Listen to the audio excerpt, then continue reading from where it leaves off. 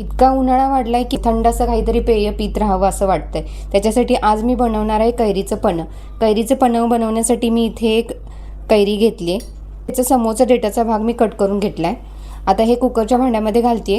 हे भांडं मी कुकरमध्ये ठेवून 3 शिट्या करून ही कैरी शिजवून घेते। कुकरच्या माझ्या 3 शिट्या झालेत। आता मी गॅस बंद करून घेते। कुकरमधली हवा आपली गेली आहे। आता मी कुकर ओपन करून घेते। कैरी आता आपली नॉर्मल झाली आहे। मी याचं वरचं काढून घेते आणि याचा पल्प काढते। याचा असं पल्प काढून घेते। हे बघा व्यवस्थित शिजली आहे आपली कैरी। आता मी पल्प काढून घेते। इथे मी कैरीचा पल्प काढून घेतलाय। कैरीचा पल्प माझा 1 वाटी झालाय। त्याच्यासाठी मी 1 वाटी गूळ घेतलाय, चवीनुसार मीठ घेतलंय, इथे 4-5 वेलची चेचून घेतलेत, त्याच्यातच थोडंसं केशर घातलंय मी आणि बारीक करून घेतलंय, आणि इथे थोडंसं शेंदव मीठ घेतलंय चवीसाठी। शेंदव मीठाने छान येते आपल्या कैरीच्या पन्हाला। आता हे व्यवस्थित आपल्याला मॅश करून घ्यायचं आहे।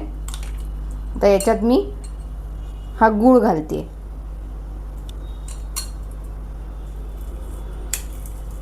कधी कधी कैरी जास्त आंबट असेल तर गूळ जास्त लागतो, तर ते बघून गूळ घाला। हे गूळ घालून आपल्याला व्यवस्थित मिक्स करायचं आहे। मिक्सरला फिरवलं तरी सुद्धा चालेल।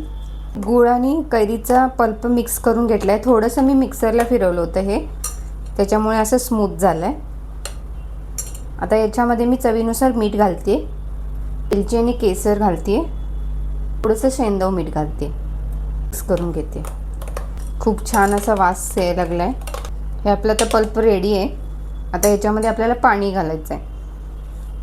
कैरीचा पल्प असतो त्याच्या तिप्पट आपल्याला ह्याच्यामध्ये पाणी घालायचं आहे। 2 आईस क्यूब घेतलेत मी, ते पहिल्या ग्लासमध्ये घालते।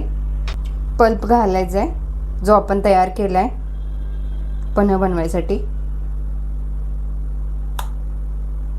त्यामध्ये आपल्याला पाणी घालायचं आहे। आपल्याला व्यवस्थित असं मिक्स करायचं आहे। तसं थंडगार कैरीचं पन्ह आपलं तयार आहे। रेसिपी आवडली असेल तर लाईक करा, शेअर करा आणि चॅनलला सबस्क्राईब करा।